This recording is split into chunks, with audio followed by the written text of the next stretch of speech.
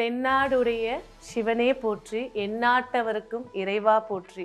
ஓம் நம சிவாய. இந்த கார்த்திகை மாதம் அப்படின்னு சொல்லும் போதே சிவனுடைய மாதம் அப்படின்னே சொல்லிடலாம்.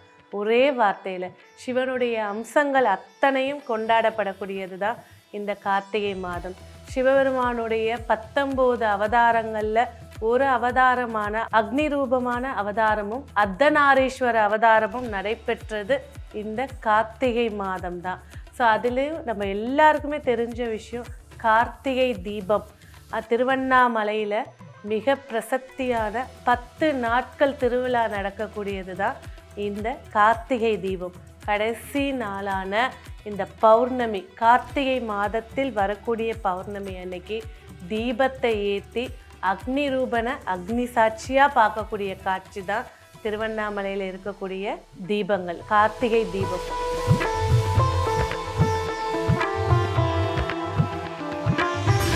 கார்த்திகை மாதம் அப்படின்னாலே வீடு முழுக்க தீபங்கள் தான் அதிகமாக இருக்கக்கூடிய தென்னாட்டில் இருக்கக்கூடிய எல்லா வீடுகளிலும் கார்த்திகை மாதம் தொடங்கி கார்த்திகை, மார்கழி, தை மாதம் இந்த 3 மாதங்களும் தீபங்கள் ஏற்றி வைப்பாங்க வாசலில். ஸோ அது மிக பிரசித்தி பெற்றது. ஜோதிடம் நம்ம சொல்லக்கூடியதுலே ஜோதியை எவ்வளோ முக்கியத்துவம் கொடுத்துருக்காங்களோ அதே போல தான் இந்த கார்த்திகை தீபம். இந்த கார்த்திகை தீபத்துடைய வரலாறு அப்படின்னு பார்க்கும்போது பார்த்திங்கன்னா, அதாவது ஒரு அவதாரம் எடுக்கிறதுக்கு இத்தனை டிவிஷன் இருக்கா அப்படின்றத இதில் பார்த்துடலாம்.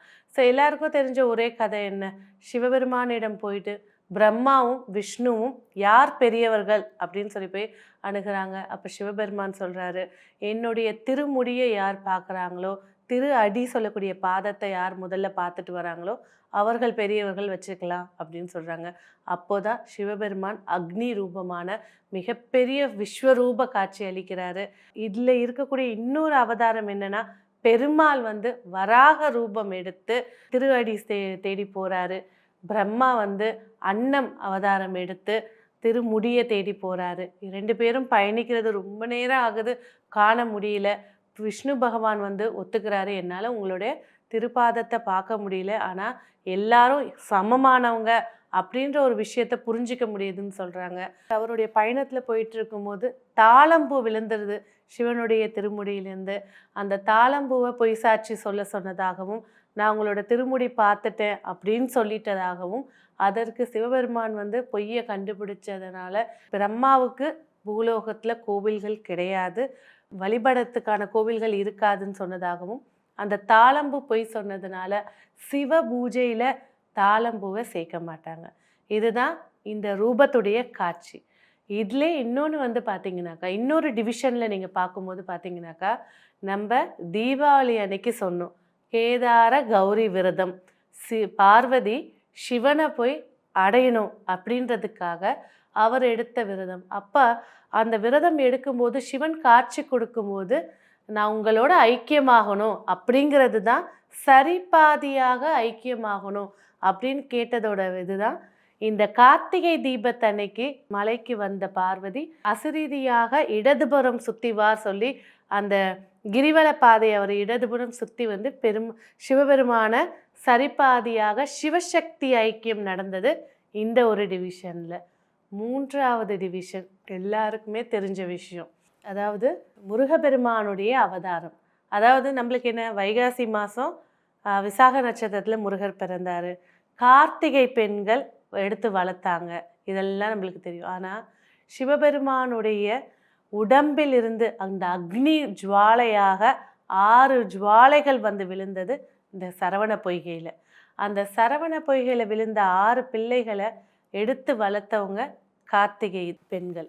இந்த கார்த்திகை பெண்கள் தான் 27 நட்சத்திரத்தில் கிருத்திகை நட்சத்திரமாக, அன்னைக்கு கிருத்திகை நட்சத்திரம் அன்னைக்கு நீங்கள் அது வானத்தில் பார்க்கும்போது 6 நட்சத்திரங்கள் கூட்டாக இருக்கும். ஒவ்வொரு நட்சத்திரத்துக்கும் ஒவ்வொரு கூட்டு இருக்கும். சதய நட்சத்திரம்னா 100 நட்சத்திரம் கூடி பூக்கொத்து போல தெரியும். இந்த கிருத்திகை நட்சத்திரம் பார்த்திங்கன்னா 6 நட்சத்திரங்கள் கூட்டாக இருக்கும். அதே போல் அந்த 6 குழந்தைகளை பார்வதி பார்த்து மனம் மகிழ்ந்து 6 குழந்தையும் ஒன்றாக ஒரே அவங்களால ஆனந்தம் தாக்க முடியாமல் தூக்கும் போது 6 உடலும் ஒரு உடலாகி 6 தலைகள் 12 கரங்களோடு என்ற கார்த்திகேயனுடைய காட்சி வந்தது இந்த கார்த்திகை மாதம் தான். அதாவது ஒரு தீபத்துல இத்தனை இது இன்னும் இருக்கு. நிறைய கதைகள் இருக்கு. என்ன லிங்கேஸ்வரராக ஒரு அவதாரம் எடுத்தது இந்த கார்த்திகை தீபம் அப்படின்னு சொல்லியிருக்கு. அதே போல ஏன் இந்த திருவண்ணாமலையில இவ்வளோ விசேஷமா கொண்டாடப்படுது அப்படின்னு பார்த்தீங்கன்னாக்கா, உலகத்துல முதல்ல தோன்றிய சிவனுடைய கோயில் ராமேஸ்வரத்துல இருக்க உத்தரகோசமங்கை. அந்த சிவபெருமானுடைய வழிபாடுகள் அங்க ரொம்ப பிரசித்தியா இருக்கும். ரொம்ப பழமையான கோயில். ஆனா அதை விட பழமையான கோவில் சொல்லிட்டு இதை நிரூபிச்சிருக்காங்க. 2000 கோடி பழமையான கோவில். அதே போல சிவனுடைய பாதம் படிந்தது அந்த அந்த பாத சுவடு இன்னமும் திருவண்ணாமலையில அந்த மலையில இருக்கக்கூடியதை எல்லாரும் பார்ப்பாங்க. டெய்லி அதுக்கு சந்தன காப்பு இட்டு பூக்கள் இட்டு வழிபாடு செய்யக்கூடிய ஸ்தலம் இது. ஸோ இந்த கோவிலுக்குள்ள இருக்கக்கூடிய விசேஷங்கள் என்ன அப்படின்னு பார்த்தீங்கன்னாக்கா, இந்த கோவிலுக்குள்ள வந்து 4லேருந்து 6 வழி வாசல்கள் இருக்கு. அதில் வந்து மொத்தம் 27 பிள்ளையார்கள் இருக்காங்க. ஸோ இதில் இருக்கக்கூடிய பிள்ளையார் முருகருக்கே வந்து பார்த்திங்கன்னா, நம்ம முருகர், சரவணன், கார்த்திகேயன் இத்தனை பெயர்கள் இருந்தாலும் இங்கே இருக்கக்கூடிய 2 முருகர்களுக்கு வேறு பெயர்கள் இருக்குது. ஒவ்வொரு இதுலேயும் எல்லா கோவில்கள்லையும் நீங்கள் முதல்ல போகும்போது விநாயக பெருமான் தான் முதல் கடவுளாக இருப்பாங்க. ஆனால் இந்த திருவண்ணாமலைக்குள்ள கோவிலுக்குள்ளே போகும்போது முதல்ல இருக்கக்கூடிய தெய்வம் வந்து முருகப்பெருமான் இருப்பார். அதுக்கு அடுத்தது தான் விநாயக பெருமான் இருப்பார். ஸோ பல புண்ணியங்கள் நிறைஞ்சது இந்த திருவண்ணாமலை. இந்த திருவண்ணாமலை இதில் வந்து பார்த்திங்கன்னா, இந்த 10 நாள் திருவிழாவில் 10 அலங்காரத்தில் சிவபெருமான் காட்சி தருவார். அவருடைய எடுக்கக்கூடிய ஒவ்வொரு அவதாரங்கள். இதில் இன்னொன்று வந்து பார்த்திங்கனாக்கா, சிவபெருமானுடைய தலையில் திருமுடியில் சந்திர பகவான் போய் உட்கார்ந்தது தான் பெரிய ஹைலைட்டு. அதாவது விநாயகரிடமிருந்து சாபம் பெற்ற சந்திர பகவான் என்ன சாபம் பெற்றார்? நீ தேஞ்சு போவ, ஒரு நாள் இல்லாமல் போயிடுவ, அமாவாசையாயிடும், இதெல்லாம் சொன்னேன்னா சந்திர பகவான் வந்து சிவனை நோக்கி தவம் இருந்தது.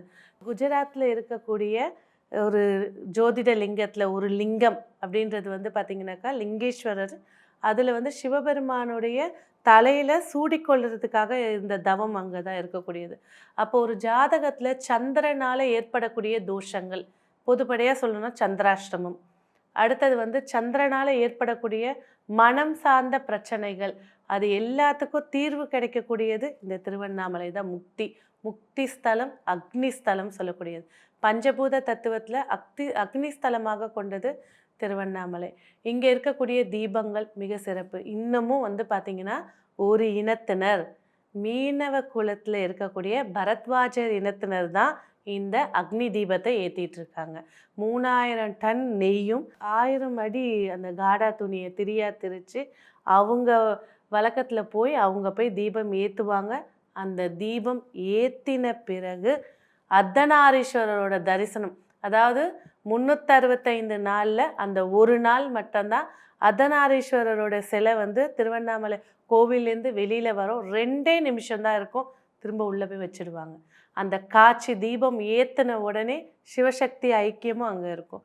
முக்கியமாக அப்படின்னு பார்த்தீங்கன்னா, திருமணத்தடை அதிகமாக இருக்கக்கூடியவங்க, கணவன் மனைவிகள் ஒருத்தர் சேர்ந்து வாழணும்னு நினைக்கிறாங்க, ஒருத்தர் வாழக்கூடாதுன்னு விவாகரத்து வரைக்கும் போய் பஞ்சாயத்தை சந்திக்கக்கூடியவங்க, நல்ல வரன் அமையணும், எனக்குன்னு உண்டான கணவர் அமையணும், மனைவி அமையணும் அப்படின்னு இருக்கக்கூடியவங்க முக்கியமாக இருக்கக்கூடிய விரதம்ன்றது கார்த்திகை தீப விரதம். அதுக்கு அடுத்தது வந்து பார்த்திங்கன்னா வாரிசு. இந்த 6 முத்தையும் ஒன்றாக சேர்ந்து கார்த்திகேயனாக அவதரித்தது இந்த கார்த்திகை தீபத்தில் தான். ஸோ ஆண் வாரிசு இல்லை, பிள்ளை வாரிசு வேணும் அப்படின்னு சொல்லக்கூடியவங்களும் இந்த கார்த்திகை தீபத்தன்னைக்கு காலையிலிருந்து மாலை வரைக்கும் சாப்பிடாம விரதம் இருந்து 6 மணிக்கு அந்த அக்னியை சாட்சியை பார்த்ததுக்கு அப்புறம்தான் 2 பேருமே உட்கார்ந்து சாப்பிடுவாங்க. இது ஒரு வழக்க முறைகள் இருக்குது. ஸோ அடுத்ததாக வந்து பார்த்திங்கன்னா, ஐயப்ப மாலைக்கு மாலை போடக்கூடியவர்கள் கண்டிப்பாக எப்படி வந்து மகர ஜோதியை பார்க்குறாங்களோ, இந்த அண்ணாமலை ஜோதியையும் இவங்க வழக்கத்தில் கண்டிப்பாக வந்து நின்று பார்க்கக்கூடிய ஒரு காட்சி தான் இந்த திருவண்ணாமலை தீபம். அதே போல் கார்த்திகை தீபம், அந்த திருவண்ணாமலை சொல்லக்கூடியதில் வந்து பார்த்திங்கனாக்கா, அந்த மலையை சுற்றி இருக்கக்கூடிய அஷ்டலிங்கங்கள். ஸோ ஃபஸ்ட்டு எடுத்தீங்க பார்த்தீங்கன்னாக்கா எந்திரலிங்கம் அப்படின்னு சொல்லி, எந்திரலிங்கம் சொல்லிட்டு சனீஸ்வரருக்கு உண்டான பிரீத்தி. அந்த அஷ்டலிங்கங்களும் 8 கிரகங்களுடைய பீடிகைகள் என்ன பிரச்சனைகள் இருக்கோ அந்த இது வந்து இந்த அஷ்டலிங்கங்கள் எப்படி இருக்கும் அப்படின்னு பார்த்தீங்கன்னா, வாஸ்துபடியும் நிருதி மூலையில இந்த லிங்கம் சொல்லிட்டு அஷ்டலிங்கங்கள் இருக்கும்.